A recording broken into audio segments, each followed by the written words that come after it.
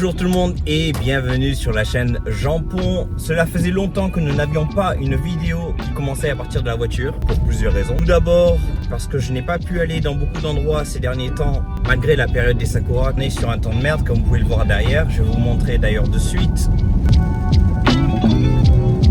Je pense qu'on n'a pas un aperçu parfait d'à quel point ce temps est merdique. Ça fait une semaine qu'il pleut, une semaine de pluie non-stop, forcément pas de belles vidéos à faire, mais aussi parce que j'étais occupé à créer des vidéos pour des clients, des compagnies qui m'ont demandé de faire des vidéos. Et là on va commencer à parler des petites entubes, des petits arnaqueurs du Japon. C'est extrêmement fâcheux, enfin, moi ça m'énerve en tout cas. J'ai donc tourné 3 vidéos, 2 pour un client. Bon, le tournage s'est bien passé, ça a été assez rapide. J'avais déjà dans la tête mon storyboard. Comme j'avais envie de bien faire et de bien montrer les capacités, non seulement à la caméra mais aussi ce que j'étais capable de faire en montage, j'ai décidé de mettre la priorité sur ces clients. Comme la chaîne YouTube en ce moment ne rapporte pas peu d'argent, je sais pas pourquoi, mais je n'arrive pas à faire rentrer les vidéos YouTube dans l'algorithme français. Les vidéos sont proposées seulement sur le YouTube japonais. Et donc là j'ai fait la promotion de ma dernière vidéo en France et c'était un peu obligé, donc ça réagit un peu mieux.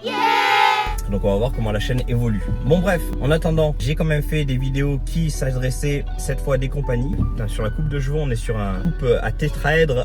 Construire ce tétraèdre régulier, donc c'est une pyramide à face triangulaire. Et j'ai ainsi formé mon tétraèdre régulier, c'est-à-dire une pyramide à base triangulaire. C'est n'importe quoi. Qu'est-ce que je disais? 2 vidéos en une journée dans une compagnie et la personne m'a demandé quand est-ce que je pouvais monter et délivrer les vidéos. Je leur ai donc dit que j'allais le faire assez rapidement, donc j'avais du travail à côté. Au final, j'ai quand même mis les vidéos YouTube de côté puisque le but c'était quand même d'en faire 1 à 2 par semaine. J'ai décidé de complètement monter ces 2 projets. J'avais tourné le jeudi. Le jeudi soir, la personne de la compagnie me demande déjà est-ce que les vidéos seront montées et envoyées. Là, faut quand même pas rêver. C'est quand même une vidéo qui va durer entre 4 et 5 minutes. Il y a toute la post-synchro à faire. Et donc, elle me demandait si c'était fini le soir même. Je dis, ben non, c'est pas fini le soir même, puisque déjà je viens de rentrer, j'avais du boulot après ça. Je vais essayer de le terminer aussi rapidement que possible. Je me dis, bon, ben, je vais quand même démontrer ma capacité de production. Et je m'en fous, je vais me coucher à 2 h du matin, mais je finis de monter ces vidéos et je l'enverrai donc le lendemain matin. Le lendemain matin arrive, j'envoie la vidéo. La personne est aux anges. C'est une vidéo magnifique, fantastique. Je ne peux pas, malheureusement, la diffuser. Je diffuse la première vidéo fantastique, me dit-elle, c'est génial, c'est trop beau, j'ai jamais vu une vidéo comme ça, c'est vraiment la qualité que je veux pour ma compagnie, etc. etc. Quand est-ce que la seconde vidéo sera terminée? Je dis, ben, déjà on va se calmer parce que j'ai déjà fait cette vidéo en me couchant à 2 h du matin, sachant que j'avais du boulot le lendemain à 5 h. À ce moment-là, je ne suis pas payé pour les vidéos que je vais faire. C'était une sorte d'essai. Mais pareil, quand on me provoque sur ma capacité de production et de boulot, je me dis, je vais quand même me sortir les doigts du... et je vais éditer cette vidéo aussi rapidement que possible. Et la première vidéo, j'ai filmé le jeudi. La première vidéo a été envoyée le vendredi. Le samedi, bon, ben, j'avais trop de boulot, mais le soir même, j'ai commencé à faire le montage de la deuxième vidéo. Dimanche matin, c'était donc envoyé. Et donc, quand elle reçoit la vidéo, encore une fois, cette vidéo magnifique, fantastique. Maintenant, ce que je veux, c'est que tu me donnes le tarif pour 10 vidéos par mois. Le montage pour une vidéo de 4 minutes, il me semble que c'est entre 4 et 5 minutes. Ça m'a pris 5 heures par vidéo, donc déjà ça fait 10 heures. Si on fait le total, ça fait déjà 12 heures de travail. 12 heures de travail, je me dis, 10 vidéos quand même pas mal cher. Je me dis 10 vidéos, ça va être chaud parce que c'est quand même un budget assez élevé. Je connais peu de compagnies qui commandent 10 vidéos par mois. Faut savoir aussi que pour faire une vidéo de promotion, même de 30 secondes, c'est dans les environs de 250 €. Je sais pas si ça vous paraît excessif, mais en tout cas, au Japon, à Tokyo, c'est plus ou moins le tarif. Imaginez une vidéo de 4 minutes. 4 minutes où il y a des explications, il va falloir faire de la recherche, etc. On arrive finalement au moment du tarif. Je consulte donc mes amis, à qui je pose la question, quand même, 10 vidéos, ça fait beaucoup. Quel tarif penserais-tu mettre à 10 vidéos par mois, sachant que c'est peut-être un retainer. Donc retainer, ça veut dire que c'est chaque mois le salaire tombe. Ils me disent franchement c'est des vidéographes professionnels. 10 vidéos par mois c'est quand même bien chaud. Énormément de boulot, sachant que pour 2 vidéos ça fait déjà 10 heures. Imaginez 10 vidéos, 50 heures. La personne en question m'envoie un message. Pendant ce temps moi je faisais mes recherches pour savoir à quel point je pouvais rabaisser le tarif pour lui faire un tarif friendly, on va dire amical. Donc je prends mon temps et la personne n'arrête pas de m'envoyer des messages du style ouais donne-moi le tarif pour 10 vidéos, j'en ai besoin, comme ça on peut commencer. Et elle me dit exemple pour 10 vidéos 100 000 yens. oula, ça commence vraiment à se sentir mauvais parce que si la personne s'imagine que le tarif pour 10 vidéos, on est vraiment en dehors du budget. Entre temps, moi je pose la question, les vidéographes qui regardent la vidéo, ils me disent franchement, cette qualité de vidéo, si une compagnie t'embauche, devrait être minimum 700 000 yens, entre 700 000 yens et 1 million de yens. Pour 10 vidéos de 4 minutes. Pareil, je ne sais pas si en France, c'est un tarif qui paraît relativement excessif, mais à Tokyo en tout cas, c'est le prix. La compagnie ne paiera pas 700 000. Donc je propose à la personne, franchement, est-ce que tu pourrais me dire si ça t'intéresserait d'avoir un tarif pour 6, 8 et 10 vidéos, comme ça tu as quand même le choix. La personne m'appelle, je ne comprends pas ce qui se passe avec toi, vraiment c'est what's wrong with you, je t'ai demandé 10 vidéos, c'est pas compliqué, donne-moi le tarif pour 10 vidéos, pas de budget amical. En fait c'est le problème, travailler avec des gens qui ne comprennent pas forcément le monde de la vidéo. J'ai oublié un détail, j'avais fait quand même un devis détaillé avec tout ce qui était pré-production, production et post-production, avec la location de matériel, etc. Tous les prix étaient bien détaillés. La personne en fait m'a dit j'ai pas envie de lire ça. C'est pour ça qu'elle m'a appelé en fait. Elle m'a appelé pour me dire j'ai pas envie de lire ça, j'ai juste envie de lire le prix final, 10 vidéos égale ce prix là. Donc si tu veux pas lire le détail en fait, c'est là où tu fais la plus grosse erreur parce que tu comprends pas ce pourquoi tu paierais extrêmement cher. J'envoie le tarif, mon pote m'a dit entre 700 000 et 1 million. Je propose un tarif de 300 000 yens pour 10 vidéos. Elle m'appelle, elle me dit écoute c'est beaucoup trop cher, je pense que je ne peux pas payer, etc. etc. Elle m'envoie un message, elle me dit est-ce que je peux baisser le tarif ou est-ce que c'est ton dernier prix? J'envoie un message en réponse. Je dis franchement, c'est pas mon dernier tarif et c'est déjà extrêmement bas. Et donc elle me dit ah ok, ben on parle une fois que tu reviens. La compagnie, elle me parle, elle me dit franchement c'est trop cher. Je vais faire une interview donc si c'est trop cher, je prendrai l'autre personne. Je pense que c'est du bipo mais bon bref. La personne va lui envoyer la vidéo le soir même. Et donc on arrive le soir même et je lui dis bah alors elle était comment la vidéo de la personne qui t'a fait le test? Elle me dit non mais elle m'a pas encore envoyé la vidéo. Alors tu me dis que la personne va t'envoyer la vidéo le soir même. Tu me mets la pression pour que moi je t'envoie la vidéo le soir même. Au final moi je te montre mon sérieux. Au final tu vas prendre la personne. Elle me répond au final c'est pas tant le rendu ni le temps mais c'est que ce soit peu cher parce que moi j'ai envie de payer pas cher. Un autre jour, une autre personne qui prend des vidéos donc me dit ah mais tu sais que elle a pris tes vidéos, elle nous a demandé de copier exactement ce que tu fais. Donc là je me dis c'est comme ça que je me suis fait entuber en fait. Parce que j'ai monté les vidéos, j'ai montré comment ça pouvait être fait, ma vision en fait des choses, ma créativité, etc. Et en fait la personne a pris ma vidéo, a fait du copier-coller en fait, de ma vidéo. C'est comme ça qu'elle va réussir à faire de la vidéo à basse production mais avec ma créativité. Comme elle a dit que c'était un essai, et là j'attends donc la fin du mois, je ne sais pas si je vais être payé pour ces vidéos. En ayant volé ma créativité, en ayant volé mes idées. Après ils n'ont pas forcément le même matériel mais bon voilà c'est quand même mon travail quoi. Ça fait 6 ans les gens essaient d'entuber comme ça en fait. Donc ils demandent de faire une vidéo, ils disent c'est pour un essai et en fait ils prennent l'idée de la vidéo, copient et collent en fait. Et c'est là où en fait les gens t'entubent. Ils prennent les idées et ils te donnent pas du crédit pour les idées. Je dis en tube parce que j'ai envie de rester poli et parce que j'ai pas envie de dire de gros mots pour YouTube. Mais au final repartir de zéro.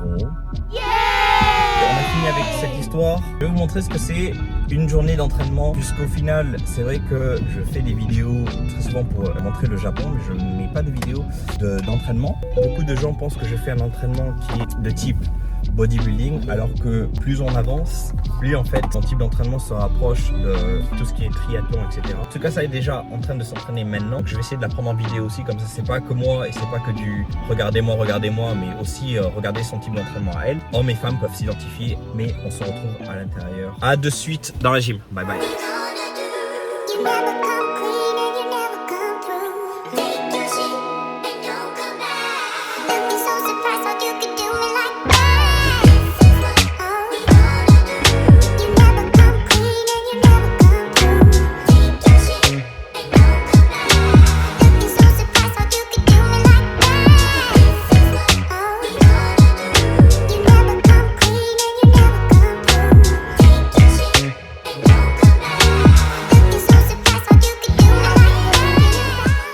Bon et ben voilà, on est donc dans la gym. J'ai dû attendre que tout le monde parte pour pouvoir faire la vidéo parce que je n'ai pas envie de filmer les gens, le visage des gens et après ils peuvent se plaindre. Comme vous le voyez, c'est une gym, tout ce qu'il y a de plus basique au niveau CrossFit. Il y a forcément beaucoup de choses pour pouvoir se muscler, faire du renforcement musculaire, mais aussi pour faire tout ce qui est Metcon, etc. Donc Metcon, c'est du Metabolic Conditioning, donc tout ce qui est conditioning et tout ce qui va permettre de développer son cardio. Des machines pour courir, des machines de vélo un peu sadiques, ça s'appelle Assault Bike, des machines pour faire du rameur et aussi des machines pour faire du ski. Aujourd'hui, on va travailler un peu sur tout. On va commencer par faire du renforcement musculaire. Donc attention, ne me prenez pas comme exemple, c'est pas forcément un warm-up. Ensuite, on va faire quelques mouvements de gymnastique, voire maintenir ses handstands ou ses muscle-up. Et la troisième des choses, c'est afin de pouvoir développer notre endurance et le cardio, on va faire ce qui s'appelle un Metcon, donc allier du cardio avec du weightlifting. Il me semble que tout ça est en train de se changer. On commence, ça va être musique du coup. Allez, à plus, bye.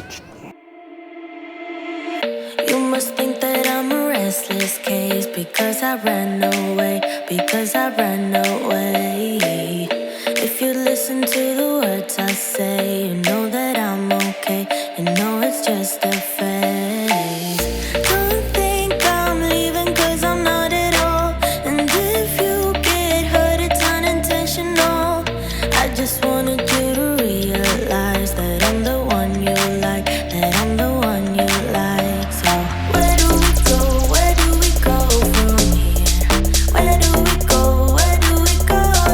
I don't know. Where do we go? Where do we go from here? Where do we go? Where do we go from here? Where do we go? Where do we go from here?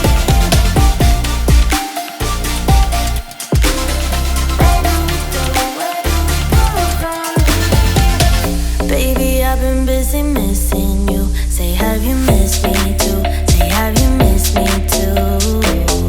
Was this intermission good for you? Yeah, was it good for you? Or are you just confused?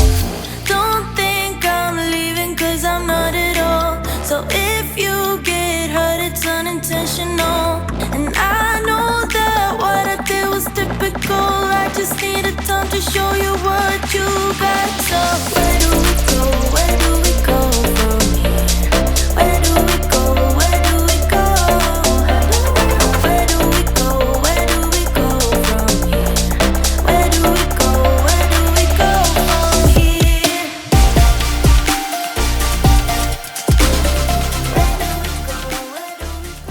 Petit renforcement musculaire fait. Maintenant, on va passer au mouvement donc de gymnastique. On va faire du bar muscle up, du ring muscle up, essayer de faire du handstand hold, de l'équilibre sans avoir le mur à côté pendant 30 secondes. Donc, on va essayer de faire ça. 10 bar muscle up, 3 ring muscle up, un équilibre de 30 secondes. On va attendre une petite minute et monter à la corde. On y va. On est parti pour la gymnastique. C'est parti. Allez, à plus.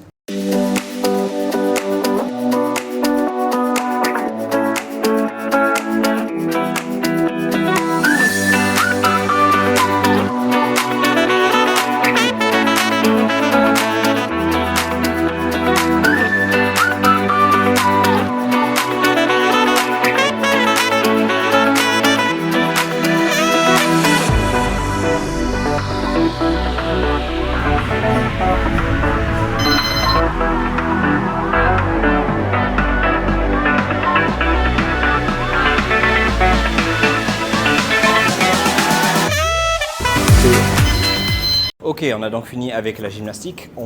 C'était pas aussi challenging, on va dire, que ce que je pensais. Mais bon, là, on passe officiellement à ce qui s'appelle le Metcon. Donc là où on va allier le cardio avec les mouvements qui vont être de lifting olympique. On va partir sur une base, je pense, de 5 minutes. On va faire un I go, you go. Donc, elle commence et je vais être le deuxième. Aujourd'hui, on va faire du rameur. Rameur, des wall balls. Donc c'est une combinaison qui revient assez souvent dans les compétitions en CrossFit parce que ça détruit les jambes. Il va falloir pouvoir toucher les targets qui sont ici. Pour les filles, ça va être la première cible. Pour les hommes, ça va être la deuxième cible.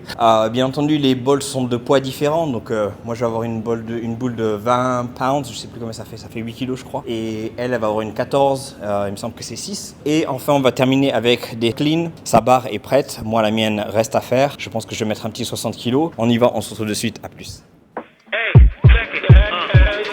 Put the place up. Put my face up.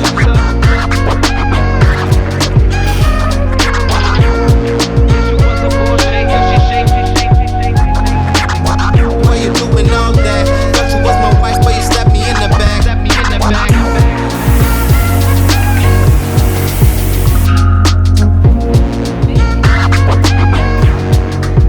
Slap me in the back.